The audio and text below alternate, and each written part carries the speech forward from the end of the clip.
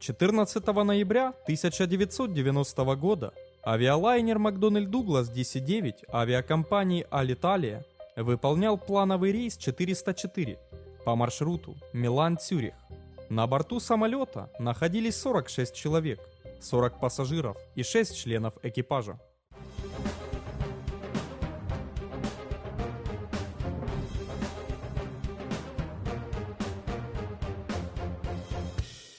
Утром 14 ноября 1990 года в 9 часов 27 минут из Дюссельдорфа в аэропорт Милана прибыл «Макдональд Дуглас DC-9». Сменившийся экипаж сделал запись о том, что навигационный приемник номер 2 не обеспечивает точное определение местонахождения самолета, и автопилот при снижении по глиссаде ниже 60 метров имеет тенденцию снижать самолет ниже глиссады, из-за чего его приходится отключать и выполнять посадку вручную. В 13 часов самолет был принят новым экипажем, который до этого отдыхал в гостинице на протяжении 15 часов. Поэтому экипажу предстояло выполнить рейсы 410 по маршруту Милан, Франкфурт на Майне, Милан, и рейс 404 Милан, Цюрих, Милан. В 14 часов 7 минут лайнер вылетел во Франкфурт. По возвращении из Франкфурта в Милан никаких записей в технический журнал сделано не было. Но командир на словах передал техникам, что техническая ошибка теперь наблюдается и в первом радиоприемнике. Оба навигационных УКВ-приемника были заменены.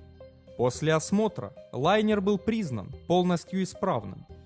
В 18 часов 36 минут рейс 404 вылетел со взлетно-посадочной полосы 36-я правая аэропорта Милана. Полет проходил согласно установленному плану по воздушному коридору Альфа-9 на высоте 6100 метров, без каких-либо проблем. Через 2 минуты после занятия высоты 6100 метров экипаж получил сводку о фактической погоде в аэропорту Цюриха, согласно которой был ветер курсом 240 градусов и скоростью 4 метра в секунду. Затем была прослушана информация системы АТИС, согласно которой посадка должна была выполняться на взлетно-посадочную полосу номер 14. После обсуждения пилоты решили, что посадка в Цюрихе на взлетно-посадочную полосу номер 14 будет осуществляться по правой схеме захода на посадку. В 18 часов 52 минуты экипаж получил данные для настройки высотомеров.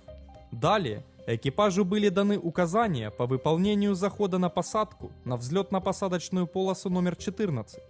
В 19 часов с разрешения командира второй пилот проверил навигационные карты со схемой захода на посадку.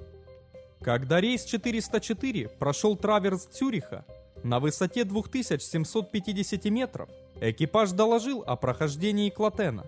В 19 часов 2 минуты было дано указание снижаться до высоты 1850 метров, а в 19 часов 2 минуты занимать курс 325 градусов. Навигационный приемник номер 1 был настроен на радиомаяк Тразадинген, а приемник номер 2 на радиомаяк Клотен. В 19 часов 5 минут были переданы указания по настройке на частоту курсового радиомаяка посадки.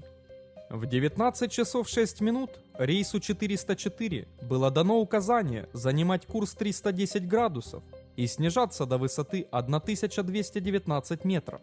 Когда самолет был на высоте 1524 метра, экипаж переключился на частоту диспетчера подхода. Затем кто-то из пилотов спросил другого, наблюдает ли он захват глиссады. Самолет в этот момент находился на высоте 1432 метра и на 396 метров ниже глиссады, а закрылки были выпущены на 15 градусов. После разговора о возможном обледенении пилоты выпустили закрылки на 25 градусов. Дальний приводной радиомаяк был пройден на высоте 914 метров и на 365 метров ниже глиссады. Когда командир сообщил о высоте 381 метр над уровнем аэродрома и установил более точное давление, что давало теперь высоту в 487 метров над уровнем аэродрома, после чего закрылки были выпущены полностью на 50 градусов. Затем командир сказал, что удаление от аэропорта составляет 6 километров, хотя фактически оно составляло 12,8 километров. Согласно показаниям навигационных приборов, лайнер должен был уже находиться на глиссаде между дальним приводным и ближним приводным радиомаяками. Но неожиданно экипаж заметил, что сигнал от ДПРМ не меняется. Через 12 секунд высота составляла 204 метра над уровнем аэродрома. Фактическое удаление от торца взлетно-посадочной полосы составляло 10,5 километров. Убедившись, что направление сигнала от радиомаяка оставалось прежним, второй пилот доложил диспетчеру подхода о переходе на связь с башней аэропорта. При фактическом удалении 10 километров от взлетно-посадочной полосы второй пилот сказал, что ситуация бессмысленная, а через пару секунд командир закричал: «Тяни на себя, тяни вверх!». Высота в этот момент составляла менее 152 метров. Но сигнал от системы GPWS о малой высоте не прозвучал. Через 2 секунды второй пилот произнес: «Уходим на второй круг», на что командир ответил: «Нет, посадку продолжаем». Одновременно с этим пилоты увеличили мощность двигателей, но в 19 часов 11 минут в 9,5 километрах от аэропорта Цюриха рейс 404 обоими плоскостями срезал верхушки деревьев. Правая плоскость крыла оторвалась, лайнер опрокинулся и врезался в северный склон горы Стадлер и полностью разрушился. Все 46 человек на его борту погибли.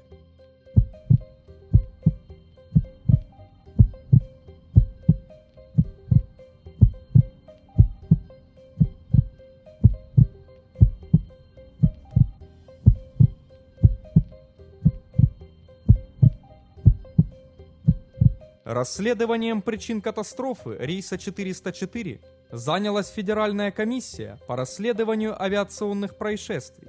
Согласно окончательному отчету расследования, причинами катастрофы стали неверные показания навигационного приемника номер 1, отсутствие сигналов от системы GPWS, неверное прочтение командиром экипажа показаний высотомера, незнание пилотов о том, что навигационный приемник может выдавать неправильные показания без сигнала об отказе. Пилоты не проводили анализ ошибок навигационного приемника. Невыполнение пилотами основных пунктов контрольной карты по выполнению захода на посадку.